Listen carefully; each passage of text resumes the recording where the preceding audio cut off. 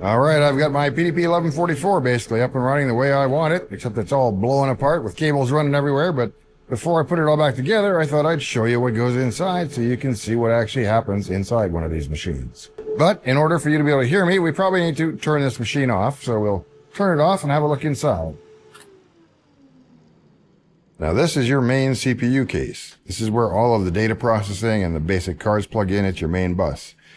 Can't really see down in there very well, but there are actually slots which are 6 tabs long, and the back 2 are Unibus, front 4 are ABCD, or is it CDEF? I can never remember. We'll pull one out here so we can have a look at it. This is the math board. I want to be very careful with it because they are rare, especially in working condition.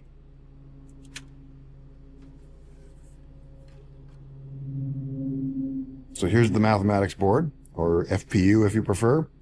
As you can see, it has a ton of AMD 2901 bit slice. In fact, it probably has 16, I would guess. 4, 8, yep, 16 of them. 16 bits. So it actually cascades bits from one chip to the next, and it's just the same kind of binary addition in mathematics that you learned back in first year computer science.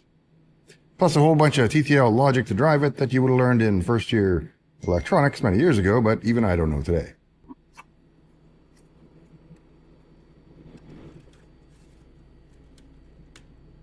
When it comes time, you push these 2 tabs down and it will seat the card down into the bus. Let's have a look at the cache board. What else have we got here? We got data path. Each board does, a function of the CPU. This is just the cache board of the CPU. It's, I believe, a 64K cache. You can see it's just got a ton of static RAM on it. And it's got bypass switches to turn off cache if you want to test it without cache, and it is in fact about 30 to 40% slower with the cache bypass. So this is a nice feature to have. I think it's standard in the 44, but something you don't want to run without.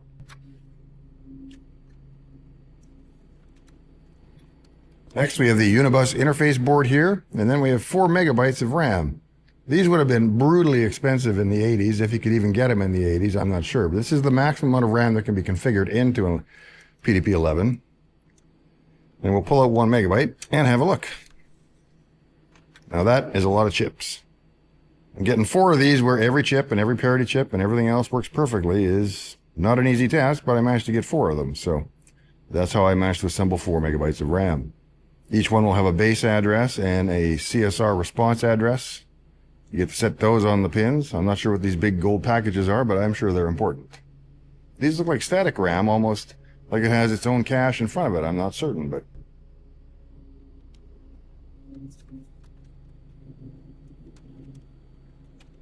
moving right along. Next on the bus, we have an Amulek SCSI controller. You can see this is a standard 50-pin SCSI connector coming out, and I currently have it connected to a Zulu SCSI board, which has an SD card in it, which has a 32 gigabyte SD card, which contains images of the diagnostics of BSD, of RT11 and RSX11, so I can boot into any of the 4 or 5 major operating systems as well as diagnostics. Then when I get the machine finally settled, I pull the modern electronics entirely out and let it run on its own. But during the debugging process, it's much easier to boot and repair images than it is to, say, boot and repair a giant RA81 that we'll look at next.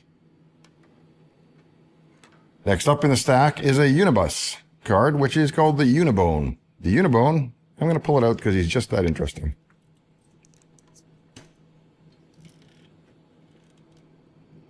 Now the Unibone has an actual BeagleBone Linux computer on it, and it interfaces with the bus through these bus transceiver chips. So it allows you to run code on Linux that talks to the PDP-11 bus through these transceivers. And out of the box, it comes with emulation for a number of devices like serial and storage and so on. And then a couple months ago, I wrote a network adapter emulator. So I have a network adapter that runs pretty much entirely on. It acts like a real network card, which I actually have now, but at the time I did not, so I wrote a virtual one. Then I found a physical one, and now both work, so I can talk to myself. We have a 40 and a 50 pin cable here connect these 2 boards together. These 2 boards form a disk controller. So this is a UDA50 Unibus SDI disk controller. Each disk is then connected by 4 pairs of differential signaling cables, which are little coax cables if I'm not mistaken. Kind of similar to the way SATA is wired, but a different frequency, so you can't cheat and use SATA cable. Or so I am told. Next up after the disk controller, we have another 2-board set. This is a DEUNA network adapter, and this is a 10 megabit adapter. The adapter cable actually comes out here. So I'll pull the transceiver up. So the cards connection runs to a 15 pin, which plugs into a transceiver, which plugs into RJ45, converts it in. So this is on my local LAN, and it's also on the internet when it's running. So this 1983-ish computer with 1983-ish network adapter runs live on the network. Last up, we have the TS11 tape controller. That's for the big, it's for this guy. The big tape controller. But he's not hooked up yet because I'm still working on the tape controller.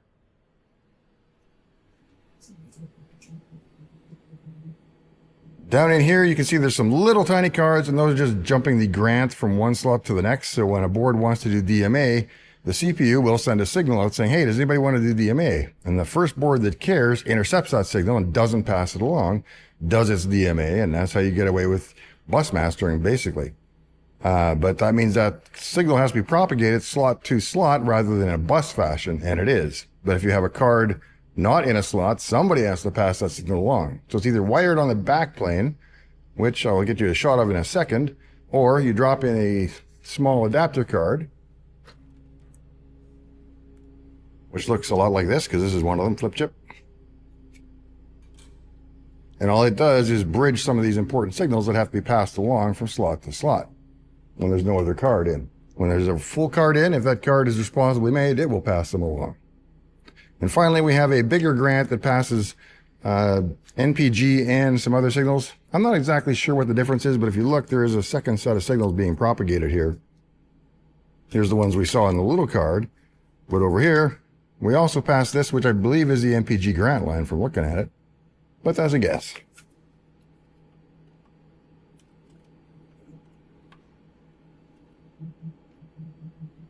Now, before we power these up, because they get kind of loud, we'll have a look inside. This is an RX02 floppy drive.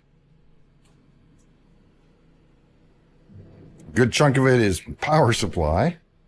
And here you have logic and disk control. Top board, which lifts up here, would be the logic interface back to the PDP, and then the second board would actually control the two Shugart SA800 drives. I imagine they're SA800s or 801s.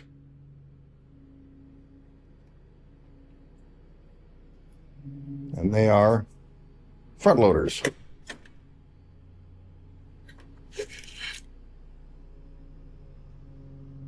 One thing that's odd about 8-inch floppies, you have to put the write protect tab on to write to them. Unlike 5 1/4-inch floppies where you put a tab on to protect them, on these they come, you can't write to them until you put a tab on them. A little extra fail-safe, I guess.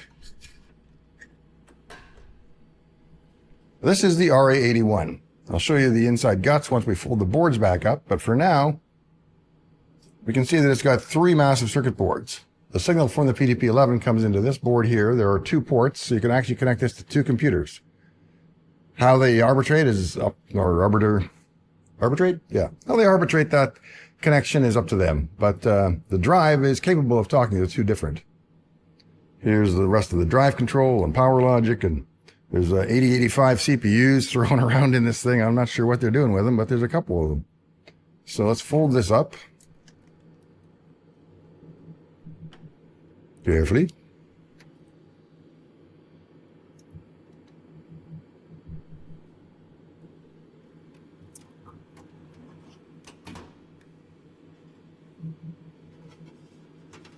Now I need a screwdriver of some description. Smash. And somewhere in here you push. Boy. Now there's the drive mechanism. And the drive electronics, a couple power transistors. This thing is 14 inches across, I believe, and it spins at 3,500 RPM, and it's going to be freakishly loud when we fire it up. Unfortunately, the gas struts that are holding up this massive lid are about 40 years expired, so it's heavy, and I'm going to put it down now. Look at the size of that motor, though, back there. It's like the size of a Chevy starter motor on a big block Chevy. All right, below that we have RA60 drives. We have 3 of those. These are 200 megabytes apiece. and they take removable cartridges that I can't currently load or unload because I've got the RA81 sitting on top. Oh, actually I can, but I have to power one up. Okay, I'll see if I can get them powered up. We'll open one later. For now, let's start powering up the system. Turn the key. That will fire on a remote sense switch at the big power center that will then fire on the bottom 3 drives powers, but I'll have to turn on the RA81 by itself. There we go. Nice and tidy. Now I should be able to fire up the front panel.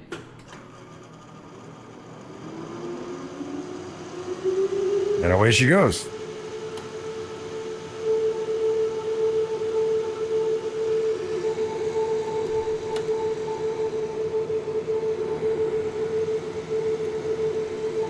Let's power up the second one. I have to move a cable.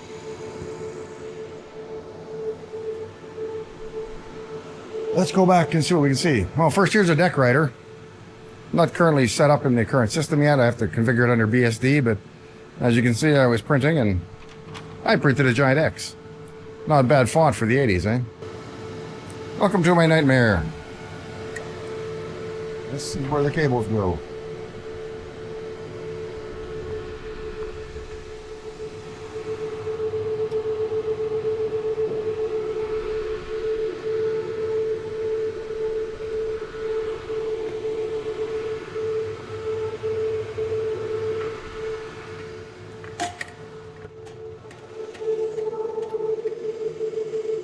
I think we have to wait until stop goes out.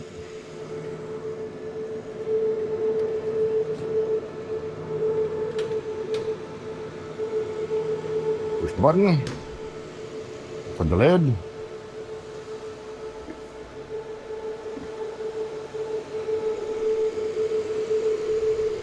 And my disc pack is in the other drive. But this is what the disc holder looks like. This is where the drive actually sits. There's a platter, stack of 6 platters sits in here. Like so. And then when you lift them out, you're left with the drives behind. If I had one, but I don't have any spare RA60 media anymore. Ever, actually.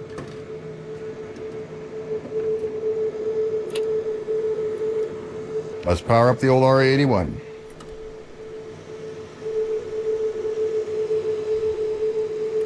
Oh, I gotta hit the breaker. One moment, please.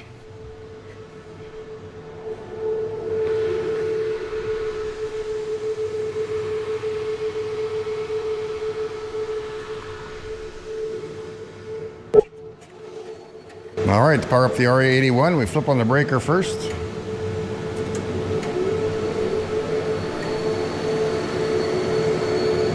That's primarily fans you're hearing now. We'll give it a moment. Don't want to stress the motor. We'll fire off run.